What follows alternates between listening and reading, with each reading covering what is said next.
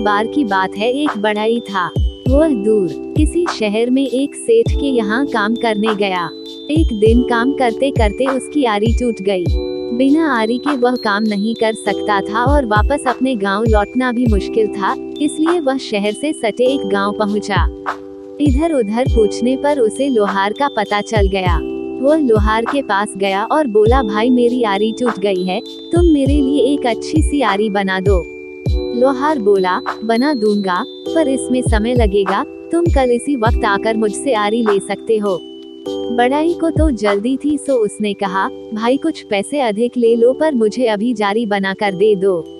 बात पैसे की नहीं है भाई, अगर मैं इतनी जल्दबाजी में औजार बनाऊंगा तो मुझे खुद उससे संतुष्टि नहीं होगी। मैं औजार बनाने में कभी भी अपनी तरफ से कोई कमी नहीं रखता।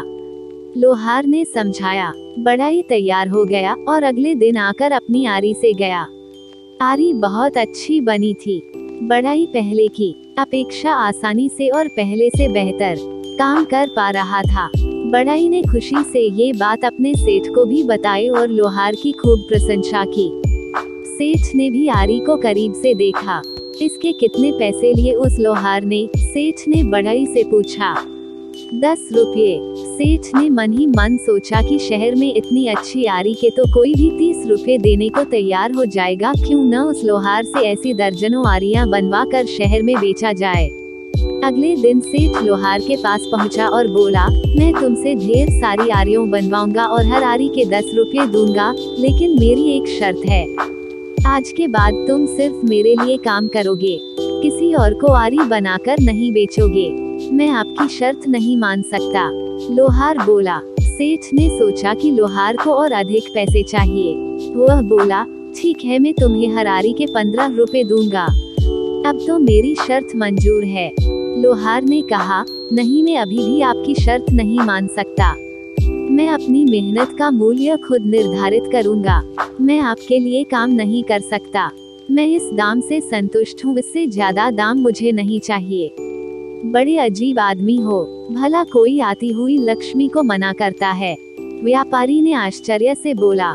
लोहार बोला, आप मुझसे आरी लेंगे, फिर उसे दुगने दाम में गरीब खरीदारों को बेचेंगे, लेकिन मैं किसी गरीब के शोषण का माध्यम नहीं बन सकता। अगर मैं लालच करूंगा तो उसका भुगतान कई लोगों को करना पड़ेगा, इसलिए आपका ये प्रस्ताव मैं स्वीकार नहीं कर सकता। सेठ समझ गया कि एक सच्चे और ईमानदार व्यक्ति को दुनिया की कोई दौलत नहीं खरीद सकती।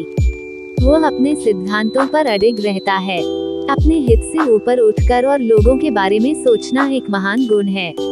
लोहार चाहता तो आसानी से अच्छे पैसे कमा सकता था, पर वह जानता था कि उसका जरा सा लालच बहुत से जरूरतमंद लोगों के लिए नुकसानदायक साबित होगा और वह सेठ के लालच में नहीं पड़ता।